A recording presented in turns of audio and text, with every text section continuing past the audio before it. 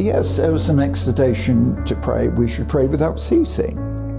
Prayer is, Jesus taught the disciples to pray, Jesus prayed, he prayed with them, and the whole of the exhortation through the New Testament is very much on prayer.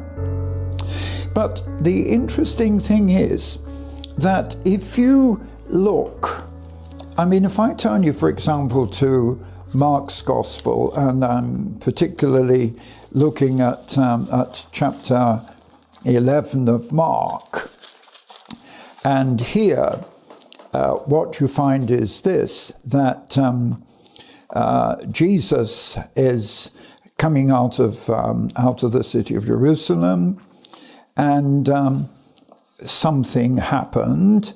It's in Mark 11, and I'm reading from verse 11. Jesus entered into Jerusalem, went to the temple. He looked around at everything, seeing it was already late. He went out to Bethany with the 12. And the next day, as they were leaving Bethany, Jesus was hungry. Seeing in the distance a fig tree in leaf, he went to find out if it had any fruit. When he reached it, he found nothing but leaves, because it wasn't the season for the fruit.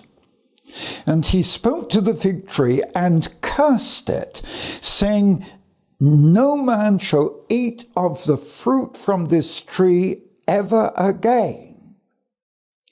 Now, that wasn't prayer, that was a statement. And the amazing thing is the disciples heard it. So then he reached Jerusalem, it says, and he upset them because the money changers were there, and you know what happened in Luke. He got a whip and he drove the money changers out, saying, "You've made the house, this is a house of prayer, and you've made it a den of thieves." And that upset the chief priests, of course.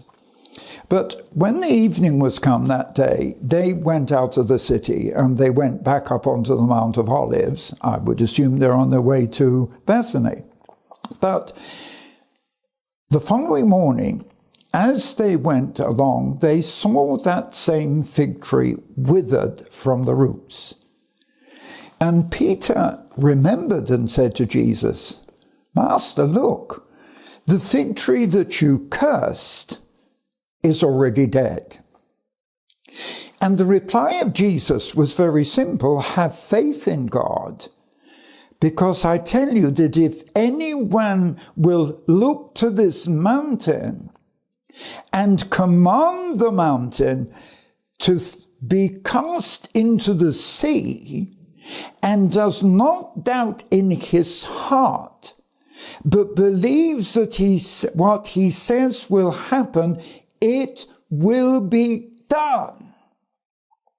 And then he goes on to say, "Therefore I tell you that whatever you ask for in prayer, believe that you will receive it, and it will be done."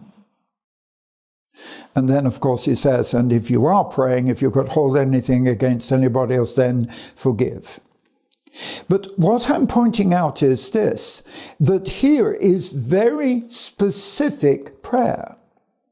Because what Jesus is saying, and it is related to the fig tree, and what he's saying is this. He says, if you speak to the mountain and command it to go, and command that mountain to be cast down into the sea, and from the Mount of Olives, the sea meant the Dead Sea, which was immediately below.